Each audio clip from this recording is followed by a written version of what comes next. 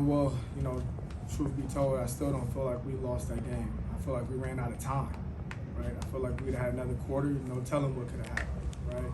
At the same time, that's a great football team out there we just played, right? You gotta respect the rivalry, respect the tradition of both programs, and we made way too many mistakes against a really, really good football team, right? Way too many mistakes from all facets, whether it was special teams, offense, defense, coaching. We all made mistakes and we took turns making them. And that's what, what example you get it. And all of a sudden in 4 quarters that, run out of time in Notre Dame, like I say, well-coached team, really good players, and, it sucks for the result. What was your perspective on the end of the first half and what happened in that sequence there? I wanted the ball spiked, the play before, and, they was trying to hurry up, the key to hurry up and call the play, and he scrambled and, thought he can come back later and spike the ball, but at the same time, that play, you got receivers way down the field, so it's hard to get everybody back, so you can spike the ball. Was that first down run with 30 seconds left in the second quarter by design or a check? Well, it was by design because they were dropping 8. So at the same time they were dropping 8, we thought we could all of a sudden squeeze something and, get in right, position to get some kind of points out of there before the half. Donte, how do you explain the sheer number of mistakes when you guys had 2 weeks to prepare for this game? You know what? It's hard to say. Like I say, it's we made too many mistakes. It's not like too many mistakes just because you have 2 weeks to prepare. I mean, you could have had a day to prepare or a month. Sometimes teams still make mistakes. You come out of fall camp, you make mistakes, right?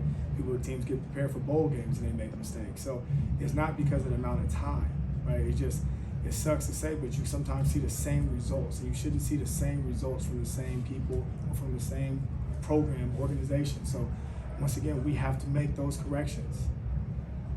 Drake, what's your mindset after a game like this when you play so hard and you don't come out with a win? Just go back next week, and all you do is try to capitalize on the next game. I mean, you got to take this one to the heart and come back stronger than ever, pretty much. Drake, what did Keaton say to you after that final play? Sorry, what did Keaton say to you after that final play? I saw he came over and talked to you a little bit. That was just between me and him. We just exchanged a few words, and it was all positive stuff heading into next week, and that was pretty much it. Kanai, it looked like you hurt your hand during the third quarter. What's your status right now? It was just a slight bend, but it's perfect now. Not too bad. Kanai, from what you saw, especially early on, what were the issues just generally on defense? Mistakes. We came out with a good plan and couldn't really execute the plays that we had in the plan. It's a lot of mistakes. Is that in the first half, start of the third quarter, the area you look back on most as the turning point? Yeah, I mean, that's where we keep having our Achilles heel at. So you would like to all of a sudden right before halftime that we score some points and at the same time come out and score some points again. So, we had what we wanted when we deferred to the second half, and we didn't capitalize. Like I say, I'm glad the guys that you see in the fourth quarter continue to fight, continue to try to execute, and it's even like going for it late in the game on fourth down. Right? So nobody wants to sit out here and lose, but at the same time trying to still do everything that you possibly can to win a football game. On the first drive of the game, I think Keaton took a sack on the first play and then had to scramble around before throwing it away on the third play. Did that kind of set the tone? Was he never really able to ease in back there? I wouldn't say it set the tone because you see him at the end of the game, he's still all of a sudden firing down the field. I would like to say that, they got way too much pressure on us and, in our backfield way too much in the course of the whole game. So that is a problem when all of a sudden you see a quarterback getting lifted up off the ground, but some of those are different things. You can say it's the O-line. You can say it's, a tight end. You can say it's a running back. You can also say it's keeping holding on to the ball. So it's not one particular person, right? It's us. It's a collective group. And like I said, it took turns in the game. And that's the bad part. When it's just one particular player, all of a sudden you can sub that player out. But when it's just a collective of things, a collective of different plays, it's hard. Was Jackson fully available, and what's your plan for him the rest of the season? He was not fully available, but until he gets 100% healthy, right? It's a guy that tells me right before the game that he can run at 80-85% and different things like that. So, and I care about his long-term health, not right just one football game. His long-term health, if he wasn't all the way right, then we'll all have an issue. So I care about just making sure he's 100% healthy before we put him back on that field. He was cleared though? He was clear to an extent, right? But he's not running at 100%. He hadn't ran at 100%.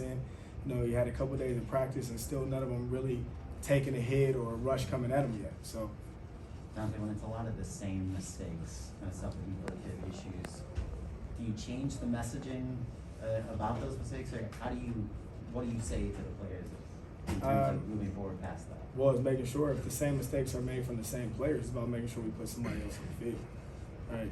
At the same time, if it's schematically, it's about making sure that we correct that schematically and do something else. So, you know, when it's the same mistakes, like some of those things can't happen. And I don't want to judge yet. I want to make sure I watch the film and make sure, or at least what I saw on the field and over again. If you see that, then it needs to be different people on the field, and we need to do some things differently.